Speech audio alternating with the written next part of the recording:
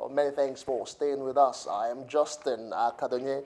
We'll begin from Ekiti in this bulletin. Now, the newly elected local government chairman in Ekiti State on Sunday took oath of office as representatives of their various councils. The swearing-in ceremony, which was performed by Governor Ayodele Fayose at the Government House Pavilion at Ekiti, is coming 24 hours after the polls, where the People's Democratic Party (PDP) won in all chairmanship and councillorship seats. Governor Ayodele Fayose, while speaking to newsmen shortly after the swearing-in, charged the newly elected council chairmen to give their best to the people of their constituents and the state at large. The governor, who also announced the immediate appointment of all the outgoing chairmen as his special advisors in all the local government, said his administration will continue to promote participatory governance. Improve the quality of life of our people. Yes, we don't have a lot of money, but we must deploy our goodwills, love for the people, and assist them as much as possible. If they don't do it well, they destroy themselves politically. In the meantime, now a former speaker of the State House of Assembly, Femi Bamishile, has described the local government election conducted in the state as a charade and a mockery of democracy. Honorable Bamishile said this at the final of the Bafem Ayo Olugbo competition held in Adekiti. He said the All Progressives Congress Party pulled out of the local government elections because the party could not trust the governor of the state to conduct a free, fair, and credible poll. Bamishile said the composition of the State Independent Electoral Commission is questionable, as most members are card-carrying members of the People's Democratic Party in Ekiti State.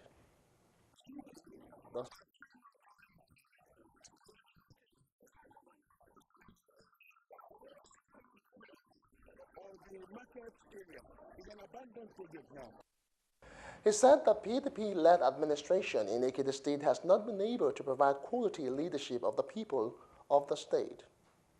And I want to say crystal clear that the way government is run in this country, it is unfair to the local government. It's unfair to the people that are being governed, the downtrodden. And this is why I'm saying every state governor, we have seen elections come and go, even in my political party. Now, the Publicity Secretary of the All Progressives Congress in the state, Taiwo Olatubosun, said participating in the local government election would have been a waste of resources for the APC. You know, like I say, Fayose is a political clown, and he doesn't understand what it takes to have a system of government. Government is a serious business, and it requires people who really understand the institution. Moving away from Ekiti State now, in other news. Now, the federal government says it is committed to engaging Nigerian youths in productive activities by providing the enabling environment. Minister of Information and Culture and Tourism, Lai Mohammed, said this at an engagement program organized for youths in the Ikeja One State constituency, Lagos. Mohammed, who encourages youth in the country to embrace football and other sports, says the government on its part will provide policies and opportunities so that they can be carried along in the decision-making process. Issue. And when you are talking about talent hunting or getting them young, then it has to be grassroots. And this is the beauty of what we are here to do today. We can see this is a youth engagement football competition, which is actually meant to arouse interest in football at a very tender age. So as for the federal government, what we can do is provide an enabling environment. Now, the event featured youths from the 8 wards spread across Onigbongo LCDA who featured in a five-a-side football.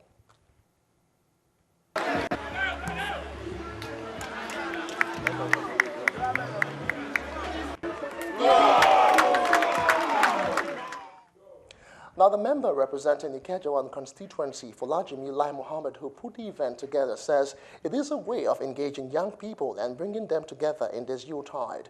The lawmaker said the choice of football is imperative because it is a unifying factor. Engagement of youth right now with this football competition is it's extremely necessary. You find out football cuts across all class of people. So bringing them here on Christmas Eve, it's more. It gives them the feeling of hope and a lot of aspiration for them to do what they want to do. Right here, there's going to be an exhibition match, and we're going to have top people here, and there might be opportunities for them being scouted.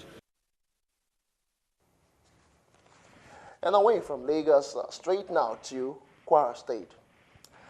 Now, the long arm of the law has caught up with the owner of a filling station in Ilorin for dispensing fuel to black marketers under the cover of the night. It got supply of the premium motor spirit, but instead of dispensing to the public, the owner of the station decided to sell to black marketers at a higher rate. The state commandant of the Nigerian Security and Civil Defense Corps, Fatiu Adeyinka, accompanied by his men, arrived at the station fully ready. The station owner was set to spread the pump nozzle from the main pumps to the backyard of the station when an attendant is filling the jerrycans, which runs to 73. Around we are at a Bista filling station along Sango Road, Ilorin. In the evening yesterday around 7, we got information that they actually drove fuel into the pit here and refused to sell to the public. So based on that suspicion, we placed the surveillance on the station. So around 11 p.m., we came around and discovered that they were selling under the cover of darkness into this truck, directly, connecting the truck directly to the nozzle. And again, another nozzle connected directly to the back of the building where they are loading into jerrycans. There we have about 73 jerrycans already filled with PMS, and they are doing that under the cover of darkness. Now, the petrol attendant noted that he was only carrying out the order of the owner of the station, who took to his heels on citing the officials of the NSCDC.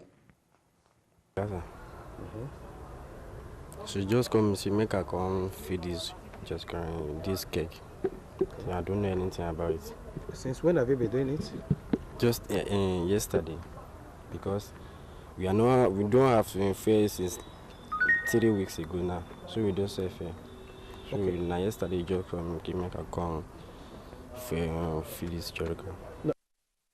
Now, a woman who is the arrowhead of the black marketers explained in Yoruba that she usually buys the fuel to sell to remote places in the state where there are no petrol stations and has been dealing in the business for a long time. She was supplied at the rate of 180 naira per litre. When the price of fuel inflates, I will come to town to buy. I buy from different places and take it to the villages to sell to the people that did not see fuel at all. God will help you and your family. So if it is happen like this for everywhere, so it should be better. We will not suffer too much for this state. So I really appreciate what we do. We are also surprised because some people complain about the substitute of fuel. But immediately when I saw the men to direct us to enter this filling station, we are so surprised. So we are very great and very glad. The officials later arrested 10 suspects, including the drivers, buyers and petrol attendant, and later threw open the gate of the petrol station to the delight of the public. Well, moving on now to the South. Despite being called the oil city in Nigeria as a result of the oil deposit and the presence of the Nigerian National Petroleum Corporation, NNPC, scarcity of premium motor spirit, also known as petrol, continues to bite harder in Warri. This is coming less than 24 hours to Christmas, as motorists now buy product, and the fuel dispensing filling station for as high as 215 naira after queuing for hours. Fuel station in this Warri is very bad. It will affect the Christmas. People are crying and dying. The filling station, they are killing us. They will go and buy fuel load. They come and sell it 250 per litre. It's very too much, it's very high.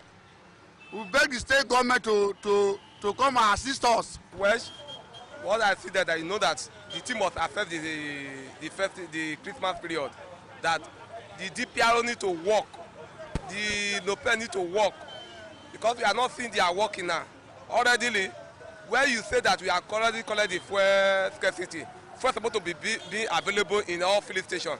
So the little filling that we are selling fuel, they are selling 220, and then we have DPRO. DPRO is to monitor the fuel filling station and the management of the board of the fuel. But up till now, we are not seeing him.